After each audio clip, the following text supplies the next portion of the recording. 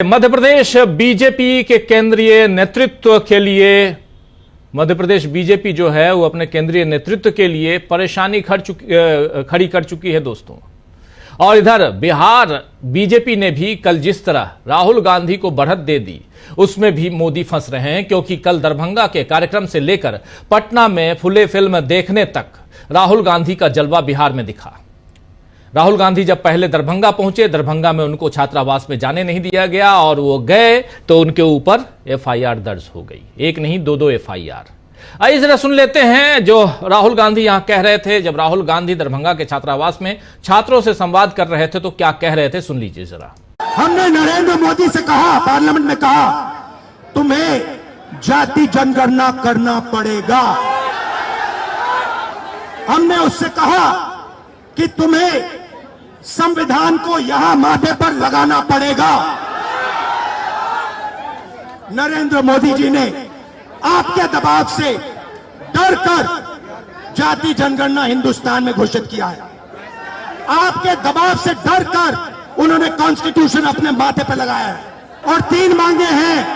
पहली मांग जाति जनगणना, दूसरी मांग प्राइवेट इंस्टीट्यूशंस में, प्राइवेट स्कूल्स और कॉलेजेस में रिजर्वेशन, अति पिछड़ा का, ओबीसी का, दलित का, आदिवासी का।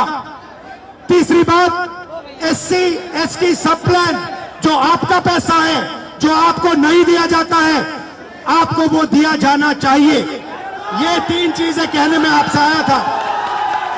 आप एक बात समझिए, बिहार की पुलिस ने अभी मुझे रोकने की कोशिश की, रोक नहीं पाई। पता है क्यों नहीं रोक पाई? नहीं, इसलिए नहीं रोक पाई क्योंकि आपकी शक्ति मेरे पीछे है।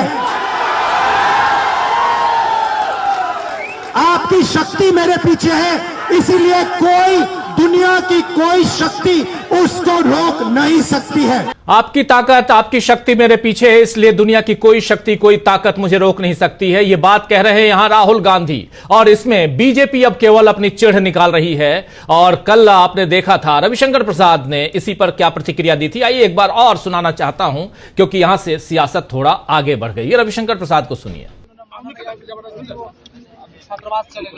नाटक करने में तो राहुल गांधी काफी तेज है।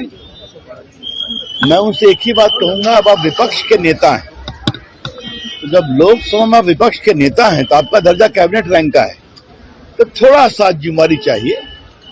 अच्छा होता जहां पाकिस्तान के लोगों ने निर्दोष नागरिकों को चोट पहुंचाई है, वहां जाके उनके आंसू पोंछते, उनके साथ खड़े होते, अस्पताल में जाके मिलते।